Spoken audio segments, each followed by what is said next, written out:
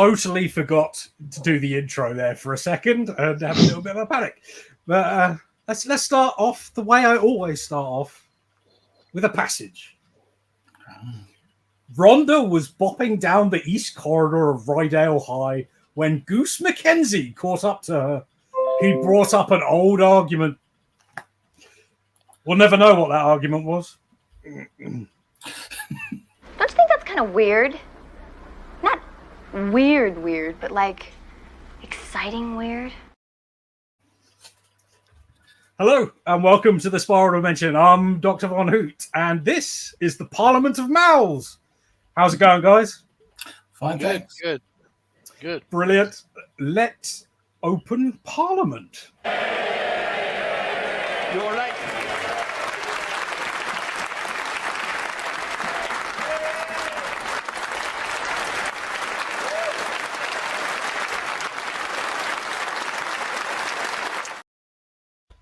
Thanks, Jerry.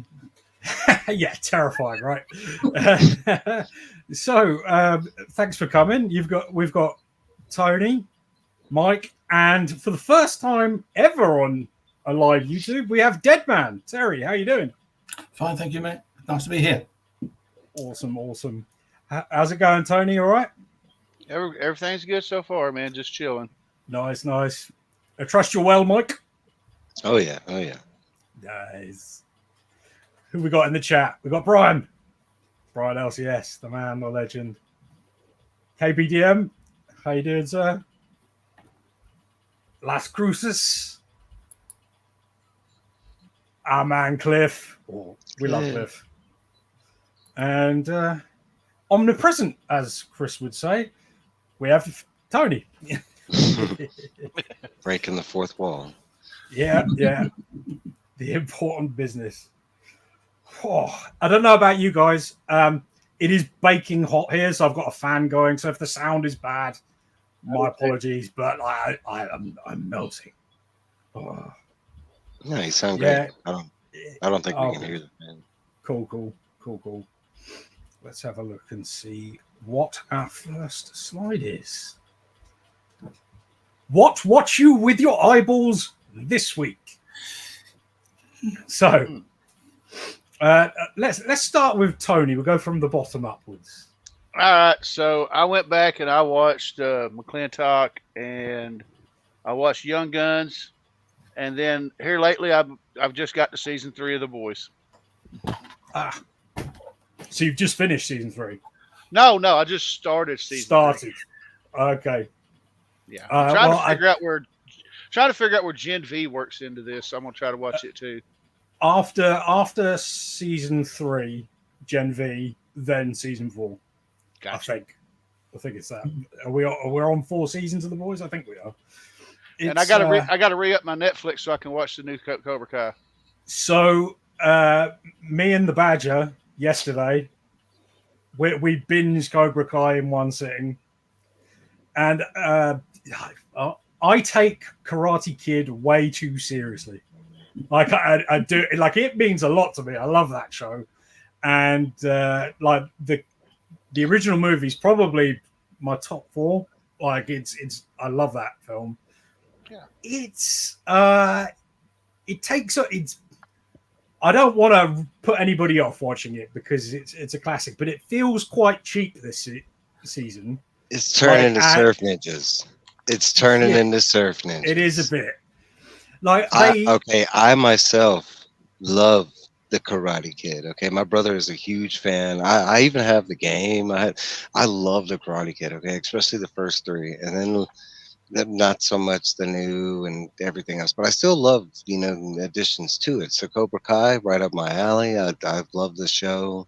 I want to say it does have a Netflix feel to it, but no, this season, and I want to say there's like multiple parts, like the sensei with the kid, the ancient one or whatever. I don't remember his name, but like I like the storyline that's there, but the acting and his appearance and like it comes off very like Surf Ninja-y. Like we've gone into quite frankly. Yeah, we've gone into different territory. I will say by the 5th episode they had me back again, so that's good. Like the 5th episode 5, I was like, let's go, sort of territory, but it took a long time, and I was displeased for a good portion of this season. Now they split this into 2 parts, right? We're supposed to get they're three parts. Yeah, 3 so parts. Okay. the next part doesn't come till November, I don't think. Okay. Hang on, we got Mark in the chat here. I showed the kids Starship Troopers, watched Crisis Part 2 and 3, House of the Dragons, -1, clawed my eyes out through The Acolyte, Twister last night, Roughneck show here, and there's some more I can't remember. Blimey, you've been busy, Mark. Yeah, I want to see the new Twister movie. Yeah. Mrs. Von Hoot loves the original, so I'm sure we'll get round to it eventually. I love it. Yeah, it's a good one. I always tend to want to play it in the middle of a severe thunderstorm. yeah, that makes sense. I like that. So, is that everything you've watched, Tony? Yeah, that's it. Cool. Mike, what watch you with your eyeballs this week? Alkali, I've caught up on that. And the House of Dragon, which has just been fantastic. What's your take on Acolyte? Are you like in the middle, or are you thumbs down, or are you even thumbs up, which is rare? I want to say actually thumbs up. I want to say I like it, but I know what everybody hates about it. Like that, I mean, I know that there's some cringy parts to it, but I want to say, in my opinion, it's a little better than Obi-Wan, and it's a little better than Ahsoka. I don't know. I mean, for me, it's kind of reminds me of like Andor, where it was like past the 3 episodes and it got better. This one, it's like I think past the 4th or 5th episode, because it like kind of flips, no, but I've enjoyed as far as like all the hate and everything on Alkalite. I want to say some of it's justified and some of it, they're just reading too much into stuff. Mark's hate on it, that probably 100% justified.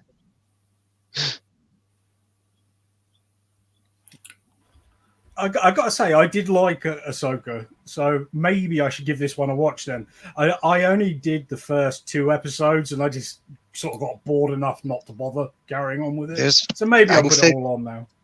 Like the bad guy I do like, and I know everybody's flipping out because like the whole Sith thing, and like in episode 1 that the mention of like they didn't know the Sith existed. It's not, I mean, it's another one of those, it's a one and done deal, so I mean I could see the evidence of it disappearing. We know the Jedi are known to do that. Okay, so like the cool thing about the Sith is that he's not like a heavily armored Sith. He only wears a helmet, and he uses that to his advantage as far as not where he's more agile. But his helmet is made of like, I forget what the metal is, but it's some kind of metal where it has an EMP effect on lightsabers. So when a lightsaber connects with that metal, it temporarily like stops working.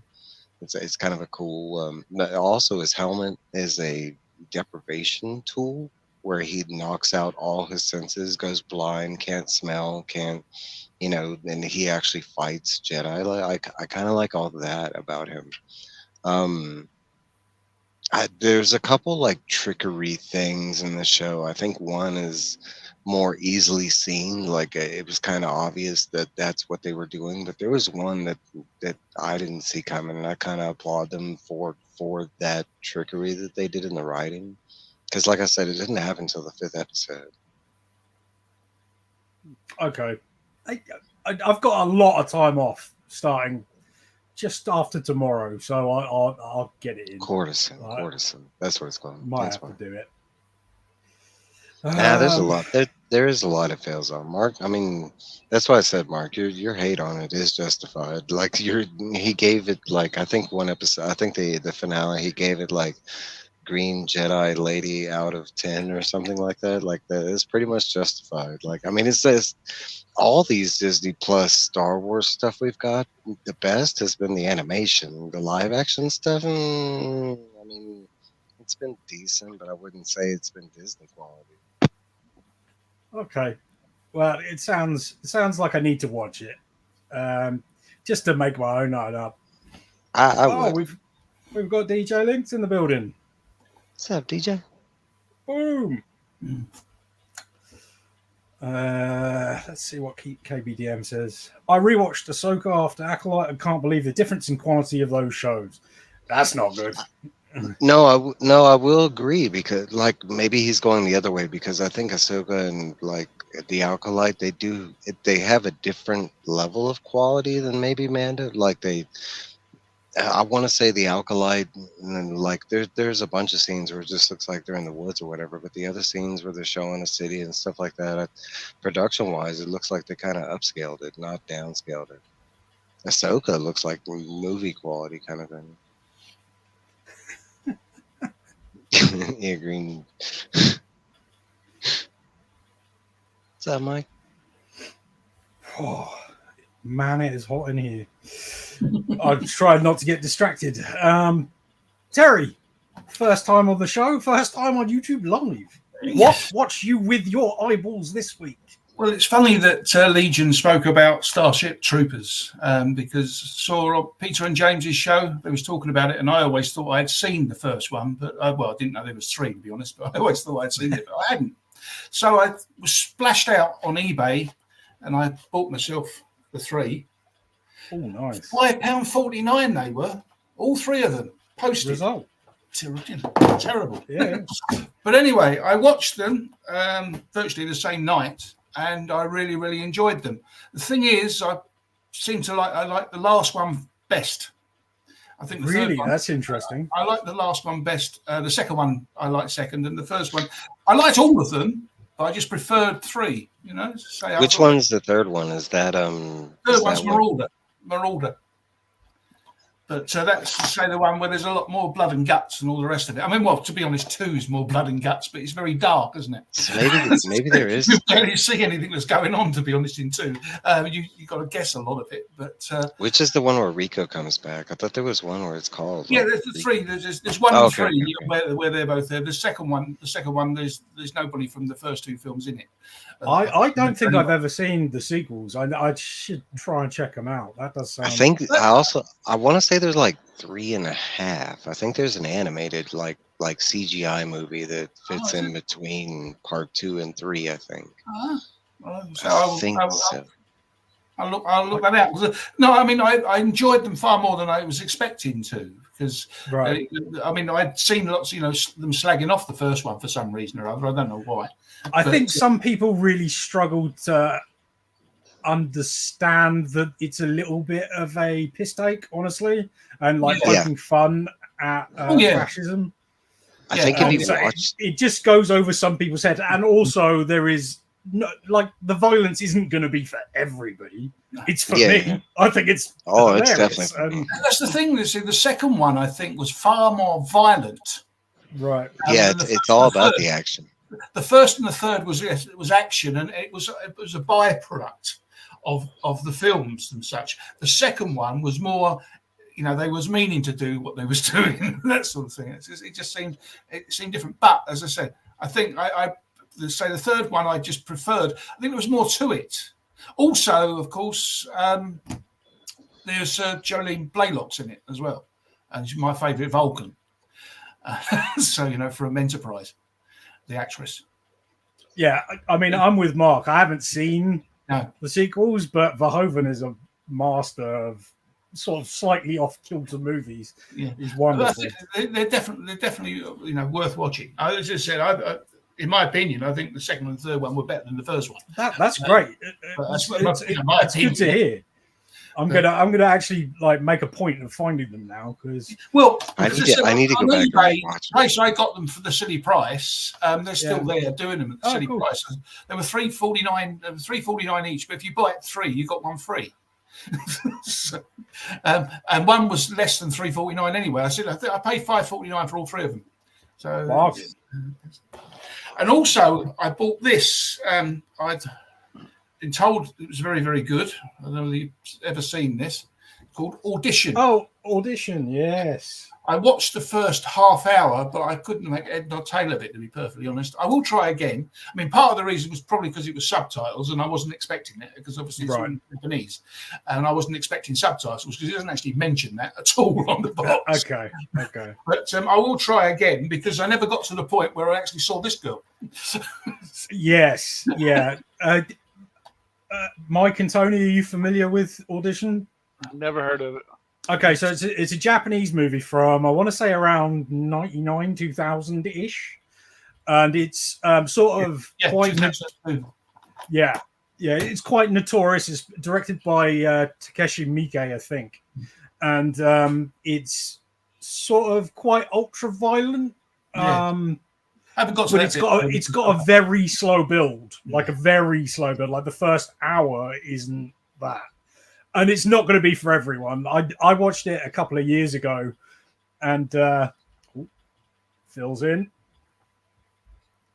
It's like I recommend giving it a go, but I think it's a little bit overrated. It just depends on your personal taste. But now, and the only other thing really that I've watched as far as the sci-fi stuff is concerned is the second season of Quantum Leap.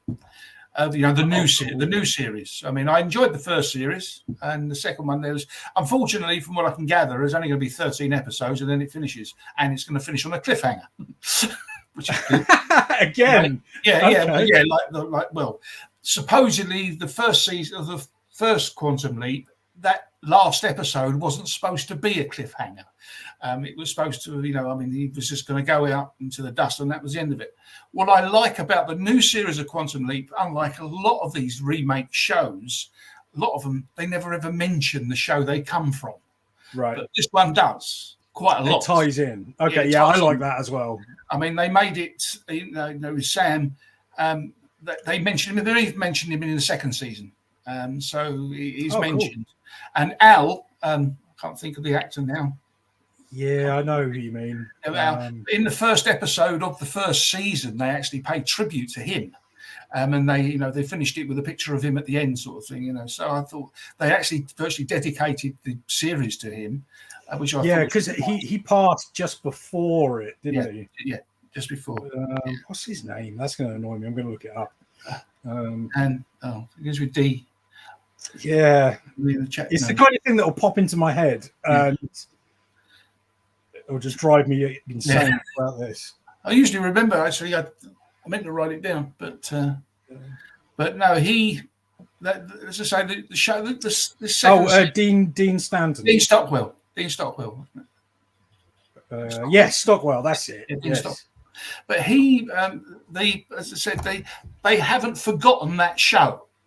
And that's what I like about it, because a lot of, as I said, these new, when they reboot it all and they change it to all their, what they want to do in their this woke business or whatever you want to call it.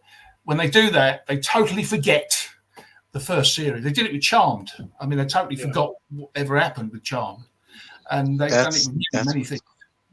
But with this Quantum Leap, they're remembering, where they come from, if you like, where the series has come from, and they're building the storyline on that. And that is what is a shame that, from what I can gather, the 13th episode will be the last one, but end on the cliffhanger. But there are talks about another streaming service possibly buying. That'd be nice.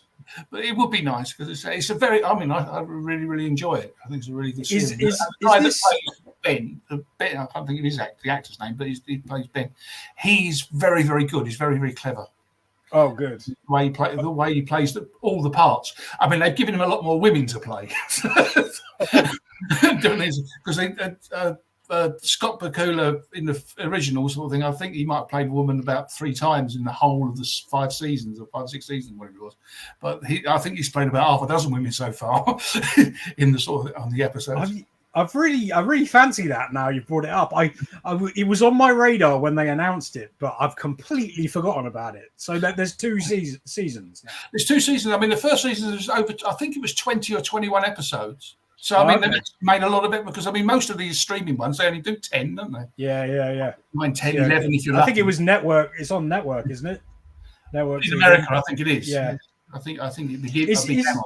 Is this that Mark's talking about, the Roughnecks, the animated? Yeah, that's the one I was talking about. I think it's Right. called The Romance. Oh, Okay. Cool.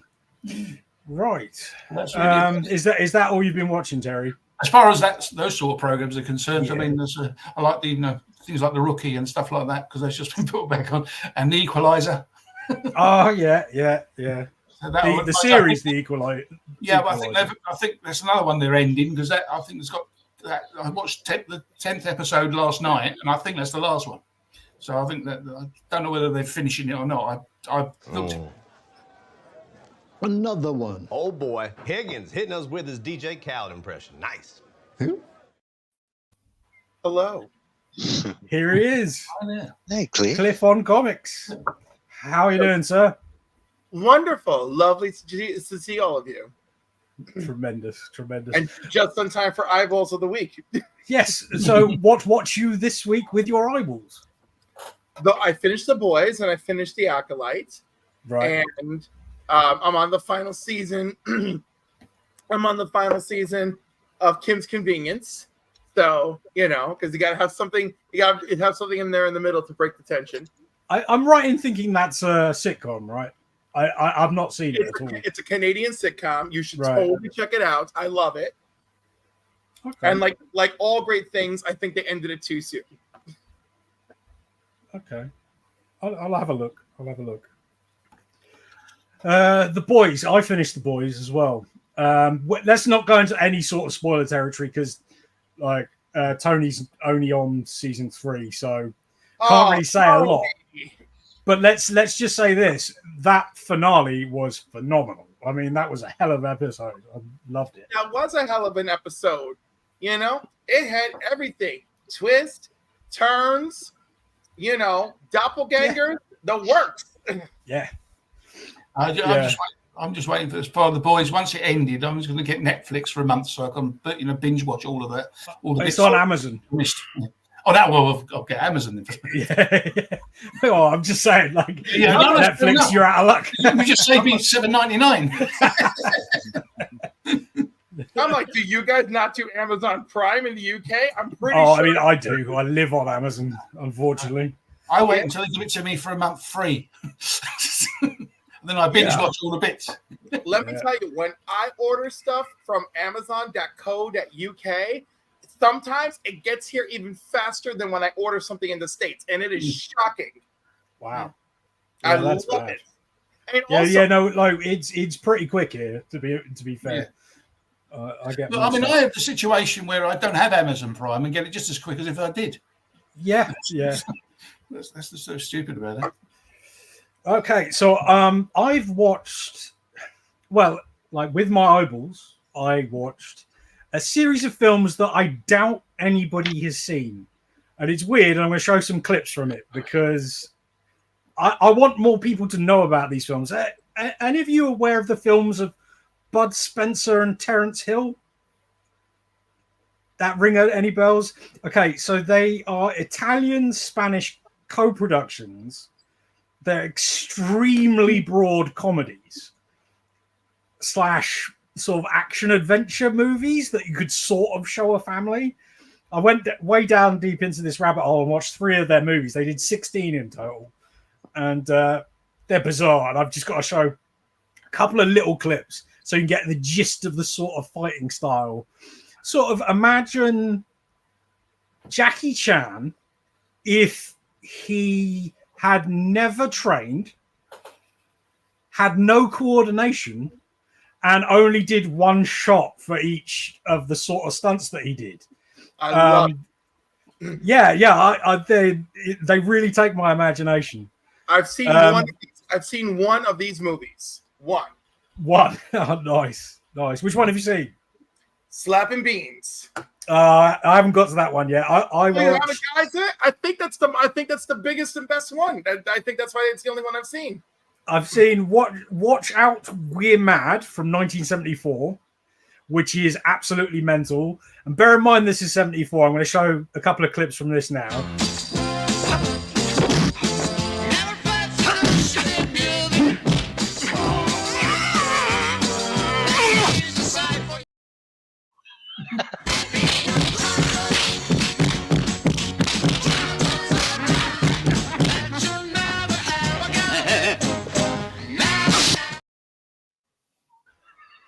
So you I can have tell, seen this.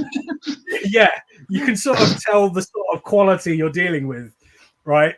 And that's from '74, and then I watched Who Finds Friends Finds Treasures, which is from '81, which is, you know, it's probably it's quite entertaining, but it's a bit long feeling. And then in '84 they made Double Trouble, which I'm going to show you some clips because I think it's really important to think about how the fighting style must have developed in those 10 years.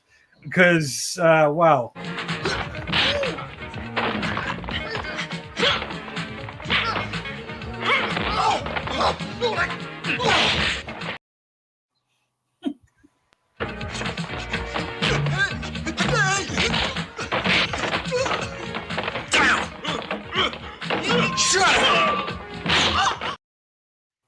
I mean, Terrence could still get it in that scene, but he was hotter when he was younger. yeah, I can't really speak to that, Cliff, but I can see what you mean. I mean, he's definitely aged a little bit. I mean, he's Italian, blonde hair, blue eyes.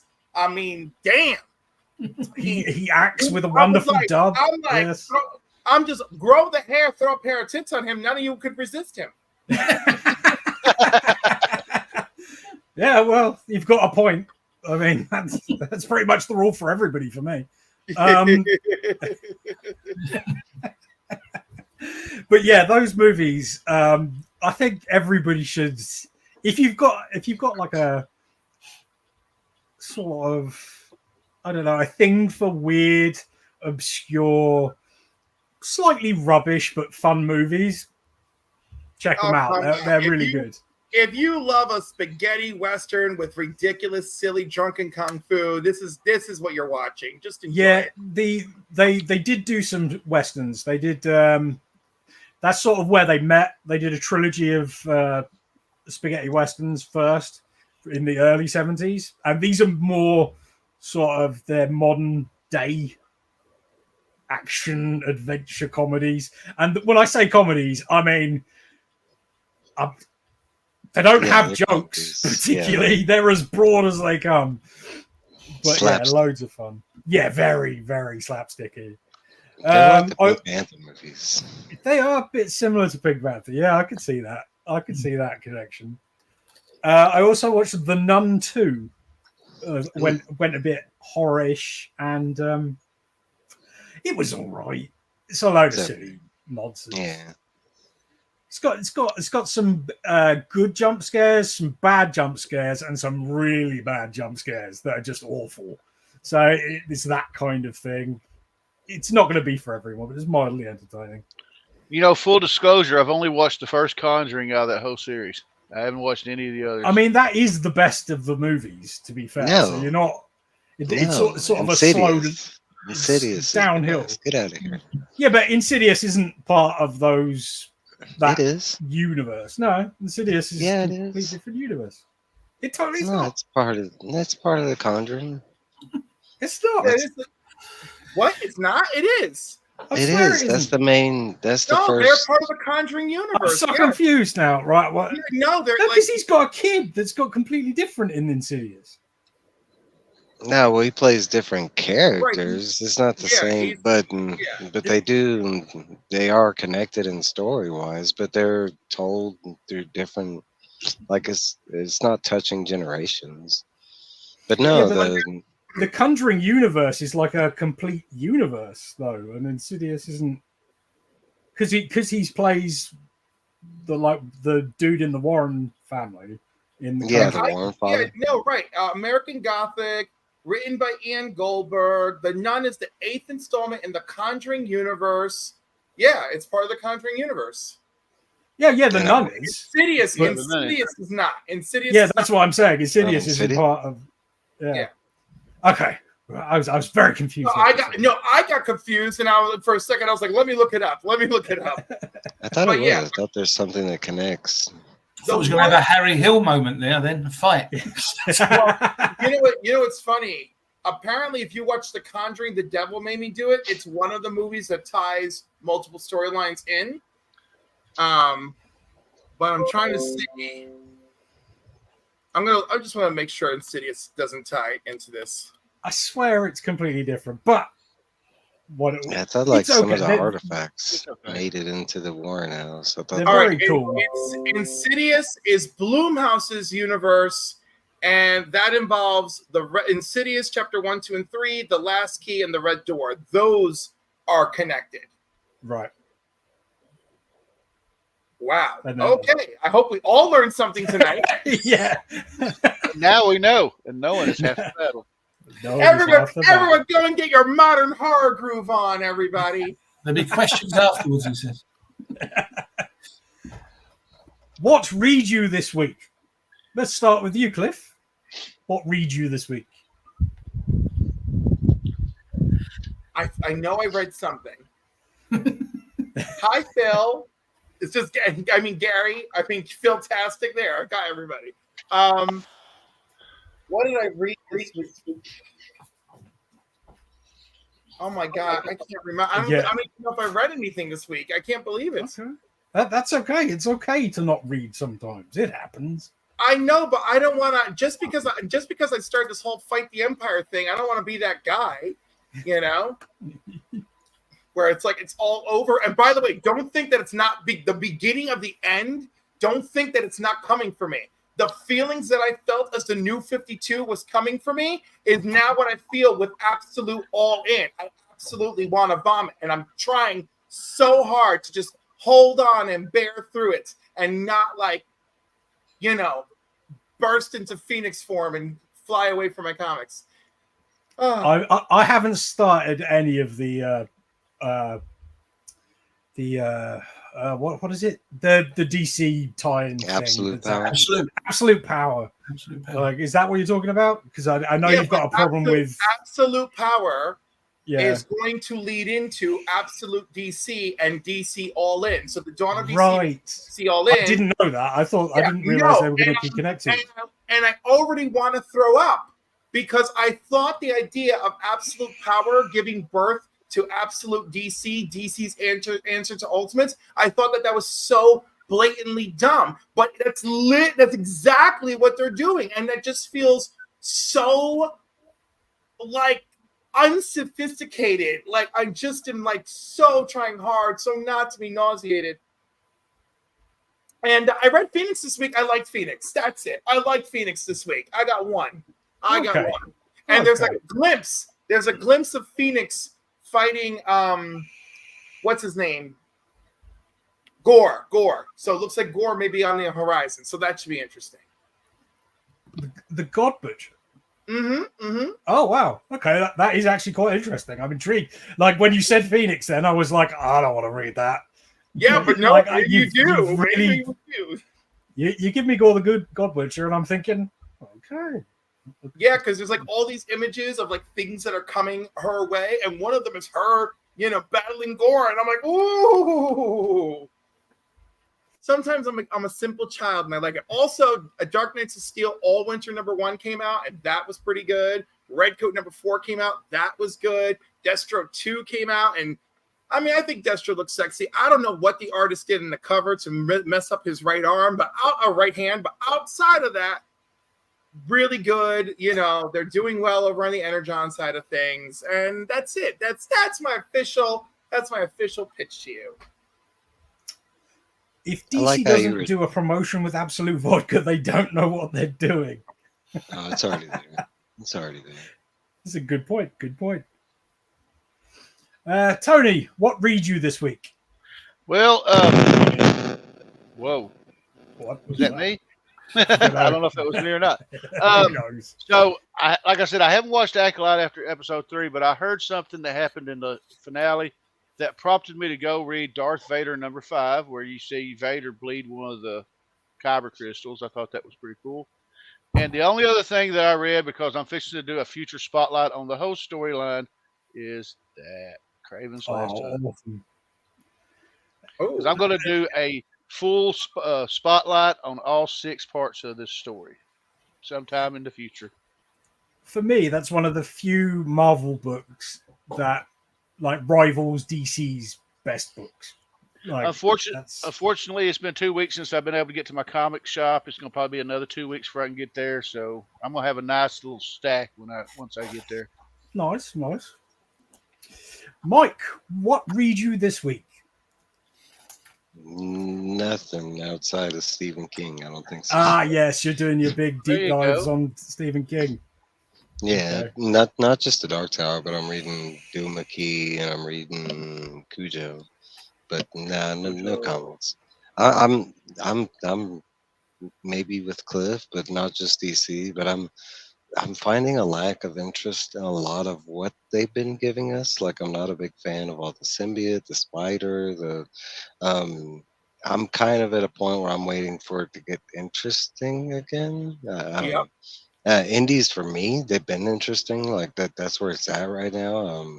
There's been nothing but fantastic indies. But as far as like kind of Marvel and DC, and for me, they both kind of gotten to a stale point. And I don't want to say 52 because I love 52, but it's feeling like a little bit like right after 52. I don't know. I'm just waiting. And again, 52 has its strong points. Unfortunately, all of the strong points involved leaving my precious Superman in the ditch, and that was what 52 did to me. You know, and so I'm worried with whatever is going on here. I'm not a fan of the idea of them copying the Ultimate Universe and Cliff. I mean, they've been copying forever, so it's more. I don't mind that as long as it's kept separate. Like as long as you can choose which one you want to do. Apparently you'll be able to choose and they're separate, but I don't like that they're not that separate. I don't like that Darkseid gets involved in Absolute Power, and whatever it is that Darkseid does at the end of Absolute Power births the Absolute Universe. And I'm like, okay, that's a bit of a push for me, right? But the maker did show up and say, I want my world back, and then went and made 6160. You know, so I shouldn't be that.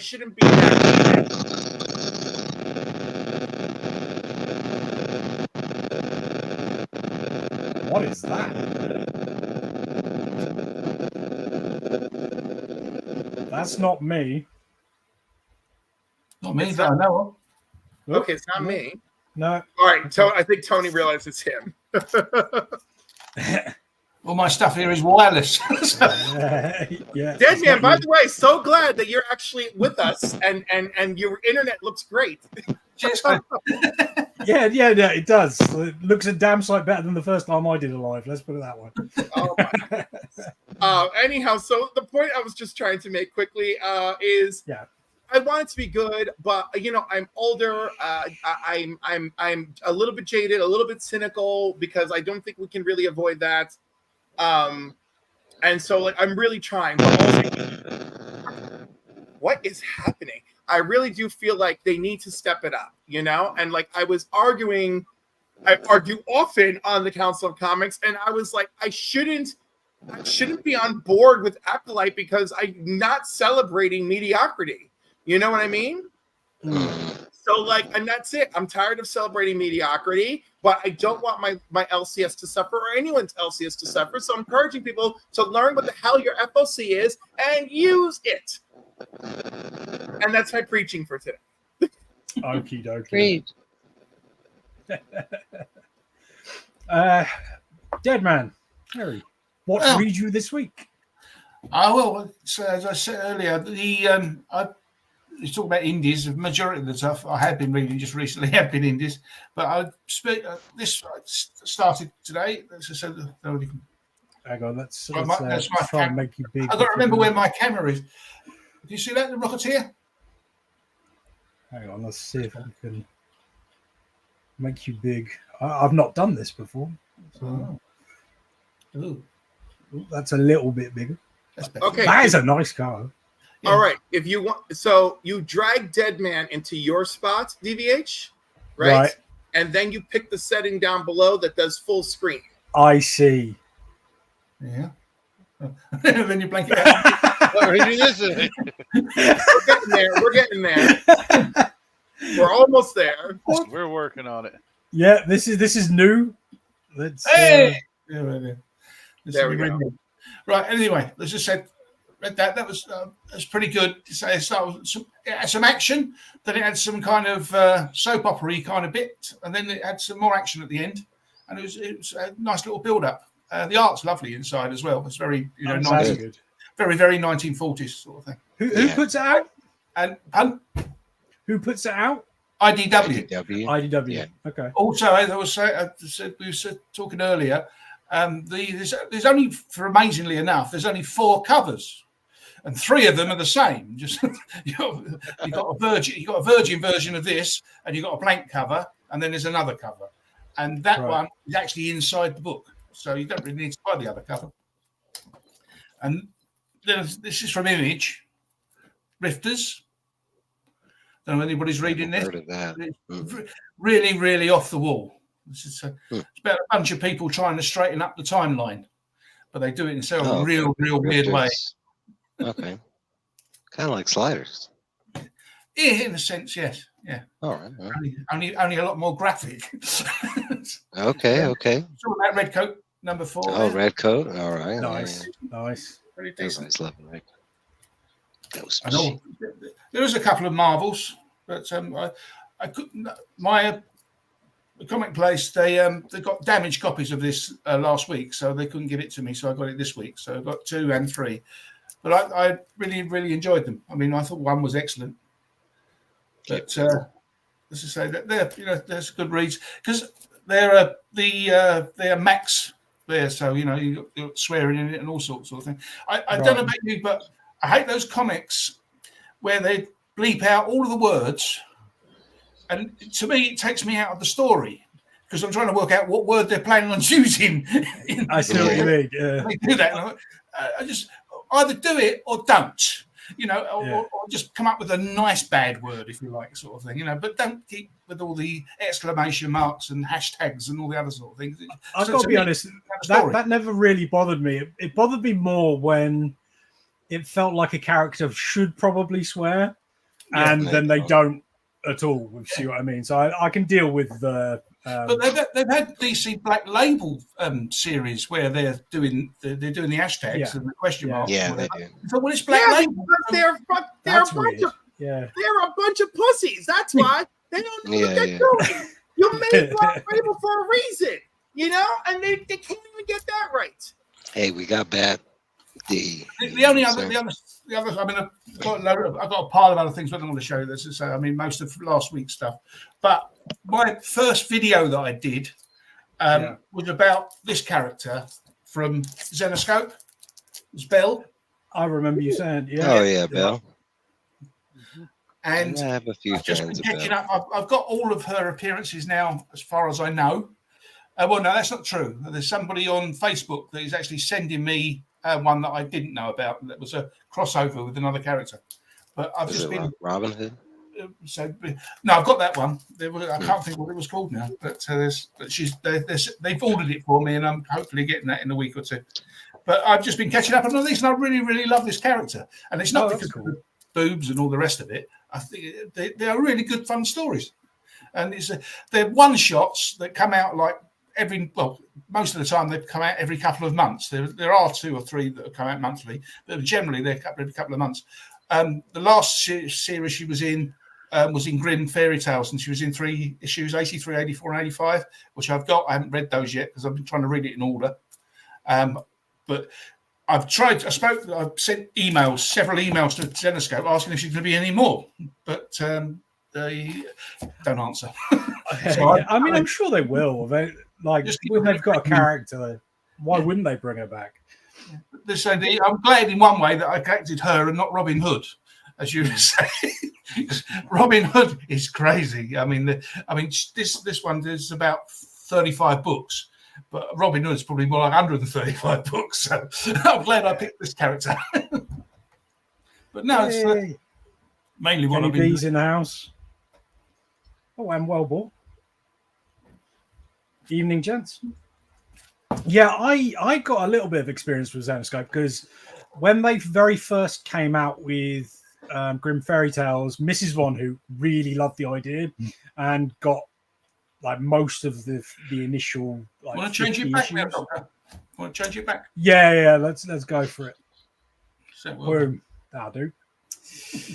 And so I have read a fair bit of the early Xenoscope stuff, and I really enjoyed it. And I didn't buy it for me, so it's not like it's the usual sort of I liked it because of the boobies sort of logic. It was entertaining. Mhm. I like the idea. I mean, I've got all of the series of Xenoscope. Thank you, Fuzzy. I'm not sure how to use this chat thing. It won't let me on for some reason. Otherwise, I would have said hi in the chat. No, I collected the Charmed, a couple of series, because when that ended, I think season 8, they made season 9 and 10 in comic form, and so I collected those. Right. Xenoscope, and I picked up a few Xenoscope bits and pieces when they've had some really nice covers that I've used on the wall. But in general, I haven't really read a lot of them. I've jumped down that rabbit hole with Bill, and more than likely the way it's going, it looks like I'm going to be doing that same thing with the Grimm, the seconds, because there's 2 series of Grimm. 2 volumes. And the second volume I'll probably start buying, because that Belle was in 2022, I think it is, that she first appeared. So I'll probably get the Grimm fairy tales back to then, just in case she was in any of them. And then knowing me, I'll probably carry on going backwards. You're going down the rabbit hole, mate. Just live with it. Well and truly, yeah. But so there you go. Okay. I enjoy, because what's nice about them is that, I mean, there's a decent. They make them on decent paper. They're reasonably priced, and the art is fantastic in most of them. That's good. They get some really lovely artists. It's nothing worse than getting a book with a decent cover and then you find the inside of the book looks like trash. Yeah, like things like Birds of Prey and Harlequin and stuff like that sort of thing. In recent years, I mean, there's loads of books there where it happens. I find some of Marvel stuff just sometimes, but never. I digress. For me, I've only read Redcoat 4 and Destro 2 this week. So not very busy. Redcoat 4 I like quite a bit. I'm really into Ghost Machine. I think Redcoat is sort of slotting itself into like the 3rd position in my tier hierarchy, but it's still good. Like I'm still looking forward to reading it, and I'm in. I love the idea. And there's a big revelation in this 4th issue. I'm not going to spoil it because it's pretty cool. I've heard. Yeah. Reading all of it, Geiger and everything. Yeah, I'm reading absolutely everything. I'm looking forward to Hyde Street in October. Can't wait for Hyde Street. I was about to say that's going to be a big one. And there's several others as well. There's several others going out towards the end of the year and then into next year. It's going to be big. Yeah, I can't wait. We got like a family slice of life book. We got like a romance. It's going to be a good mix. So what about Destro? I think you're the one person I've heard that's read past issue 1. I was a little bit disappointed by Destro 2, honestly. It didn't take me at all. And it didn't, it just wasn't very interesting. Like I didn't, I don't want to spoil anything because it's really new. I don't want to go into what it is. But it's just but I think I heard about the same. It's just uninteresting, I think, is what. Well, they said boring. Yeah, boring. I was gonna say I haven't read issue 2 yet, but has anybody talked about the character, the girl in the first issue? Remind us. We had questions. Astoria Carlton Ritz. The girl, the rich girl that's there with her in the first issue, Destro saves her. You know what? I can't remember the end. In the slightest. That's how bad my memory is. Well, I'm going to show my inner nerd a little bit. Astoria Carlton Ritz has a tie to the Generation 1 Transformers cartoon. Oh wow! Okay. And she was the girl in one of the episodes of The Girl Who Loved Powerglide. She was the girl from that. Yep. Oh, I do remember that. Oh wow! Now that I know. I had that on VHS. Played it back It makes sense that they're doing callbacks to the cartoon, just like they did for Transformers, and so I mean, it's kind of cool that they're made, and especially like a deep cut like that. That's really that is cool. deep cuts. Like I would never like have that. remembered it. Yeah, I wouldn't have caught that. Like, I don't think I've heard anybody else catch that, Tony.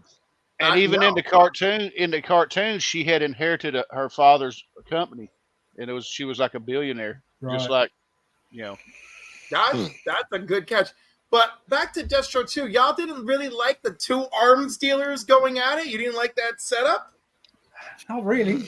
I thought it was kind of interesting. I didn't think it was awful. No, I'm not saying it was awful. I'm not going to be cancelling anything or anything. I'm not throwing my toys out the pram. I'm just saying it wasn't.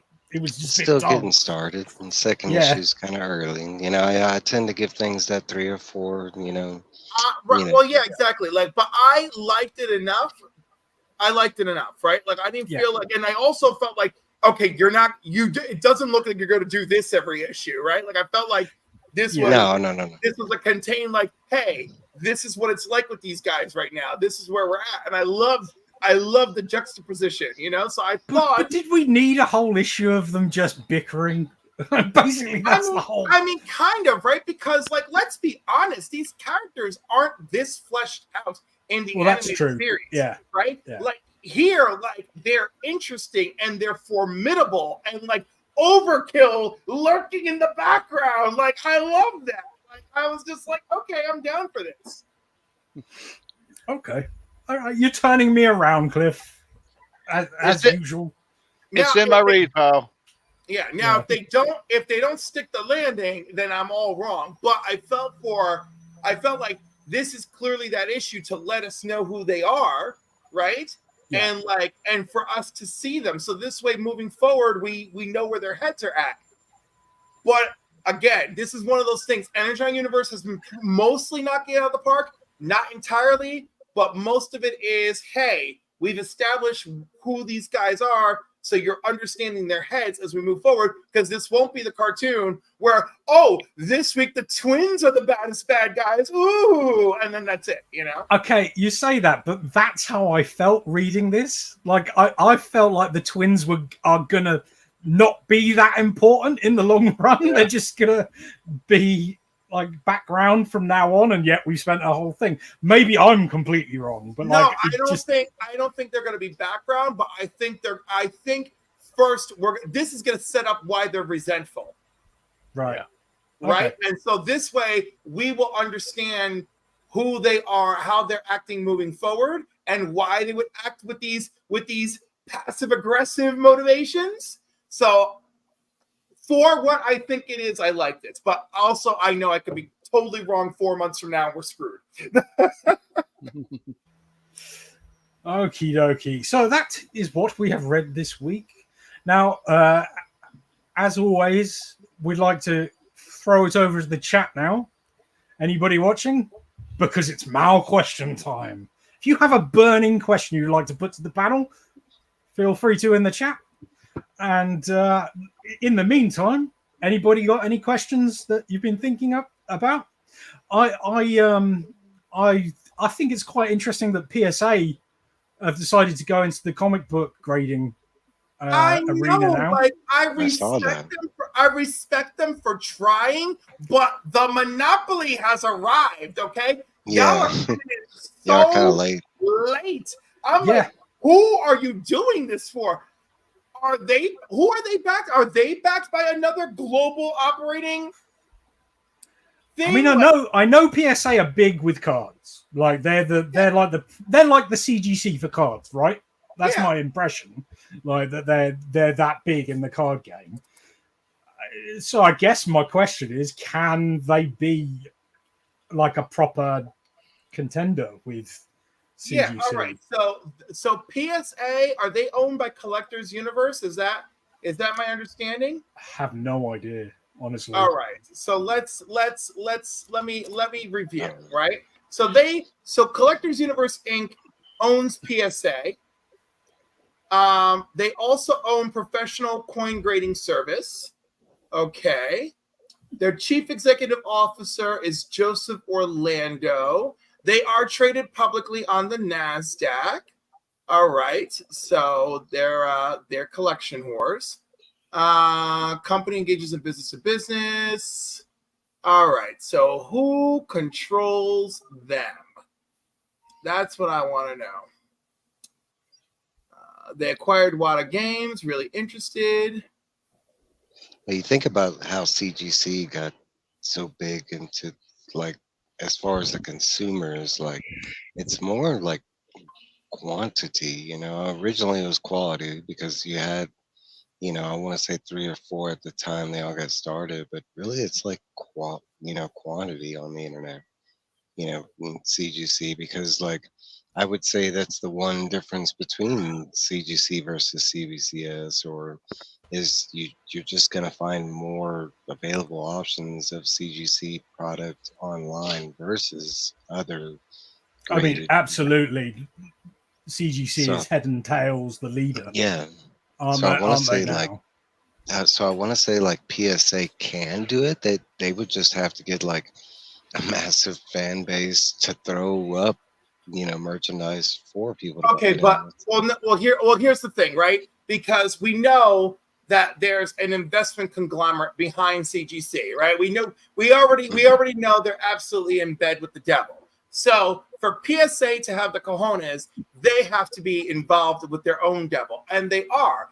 They're owned by an investment group led by entrepreneur and sports car collector Nat Turner. It's D1 Capital Partners LP. All right. This group acquired all the company's outstanding shares in stock at $92 per share in cash, valuing the company at approximately $853 million. So that big company owns PSA, and PSA is, let's check their worth, because I love this stuff because I'm a psycho.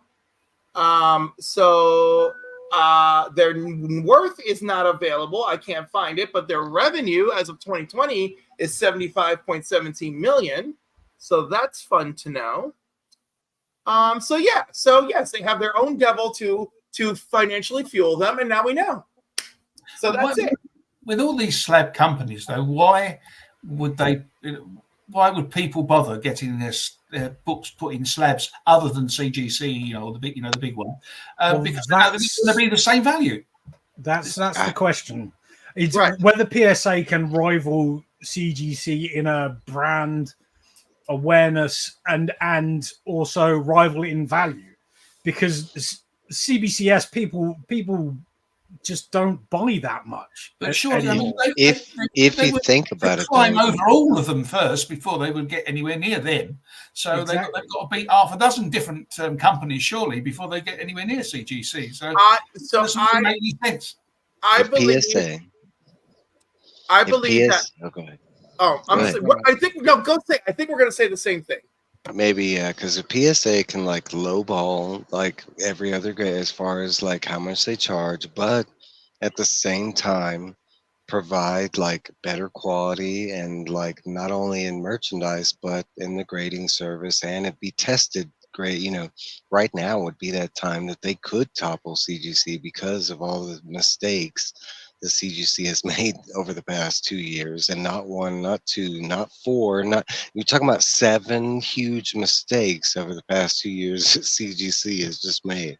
But like CGC is still number 1, even though they've done all the They are number 1, but they have 7 glaring strikes against them in the moment. A couple big ones. And so PSA can do it because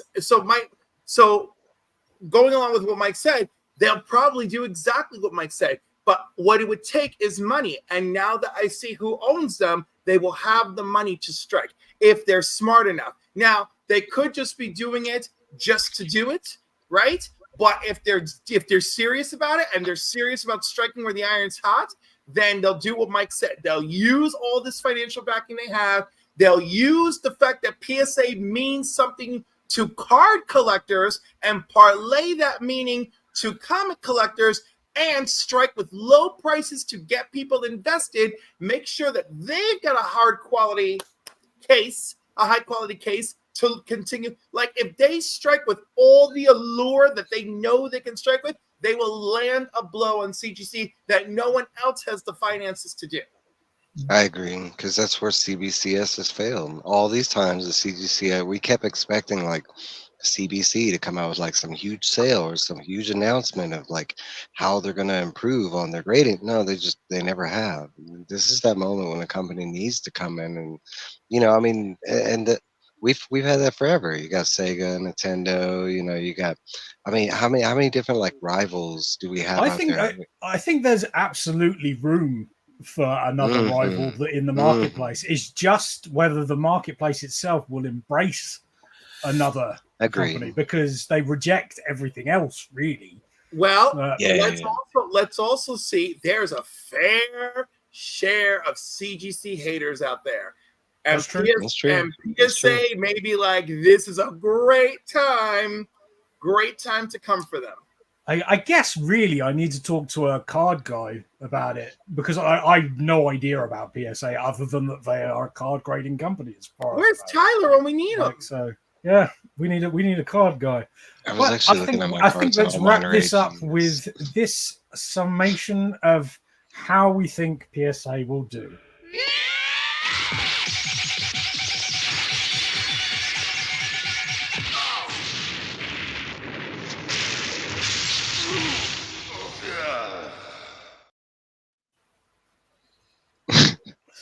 I love that clip. Any excuse to play. The second it came up, I was like, "Oh, I know this clip." Yeah. So let's wrap things up, because we've done an hour, and it's been a pleasure as always. Cliff, what have you got coming up on the channel? Oh my goodness! So 5 p.m. Eastern, Sundays, movies. I may or may not be around for the last part of Mockingjay tomorrow, but that's what we're covering. Monday nights at 8 p.m. Eastern, we're doing New Keys and Hot Comics. Wednesday nights, it's New Comic Book Day Live. Saturday mornings, 10 a.m. Eastern Standard Time, Cliff on Comics and Coffee with Cliff. Next week's guest is C. Bizzle, my co-host on Council of Comics. We're going to have a great time. If you missed this morning's with Super Slabs Comics, please go check it out, and please go follow him on Instagram and YouTube. There's my pitch. What day do you sleep? Never. Cliff is permanently on the YouTubes. The king. You've taken the crown from Rob Fatstacks, and you're running with it. I just know that it's a lot of work, but I love you guys. Tony, what have you got coming up on the channel? Well, I'm going to drop a couple videos here or there. For the most part, I'm taking a sabbatical for the next 2 weeks because my mom had heart valve surgery on Thursday. She's doing all right, and I'm just going to free up my time to make sure I can take care of her. I'm trying to hopefully around August 3rd or 4th do my return to live then. And but other than that, if I have the opportunity, I'll hang out on some live shows or lurk in the chat. Brilliant. Mike, what are you up to? I'm gonna be a guest host tomorrow night on In Between the Lines with Roscoe and the featured guest. I'm drawing Monday night. Yeah, Monday night. Oh yeah. Today's not Sunday. Yeah, Monday night. I'm sorry. And then Sunday night, which I got. Sunday night, me and Trev. I want to say it's 8 p.m.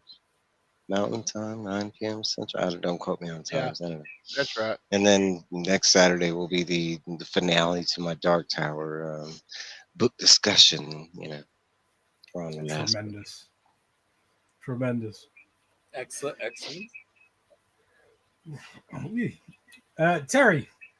Well, I'm hoping to do part 3 of my Action and Superman collection from 1959. To get that done and put out, and a couple of other ideas I've got for a couple of videos. I mean, I'm not in any of your leagues as far as editing and all that sort of stuff is concerned, so I tend to just do it off the cuff. I try to do, when I get my books on a Friday, I try to do a little thing, what I've got. This coming week, by the looks of it, is going to be a heavy week if everything comes out. I think I've got about 28 or 29 books on my sub, so I've got a lot of reading to do, and the video will take a bit longer. The show Yeah. But that's what I'm trying. That's what I'm trying to do. I'm trying to be. I will eventually become a bit more efficient in that. It's obviously depending on how many subscribers I get and how busy I get. I've had a lot of views, thankfully. Just the subscribers need building up. But I mean, it takes time. It takes time. Everybody. Yeah, of course it does. You've been doing a great job, and you've been improving like steadily.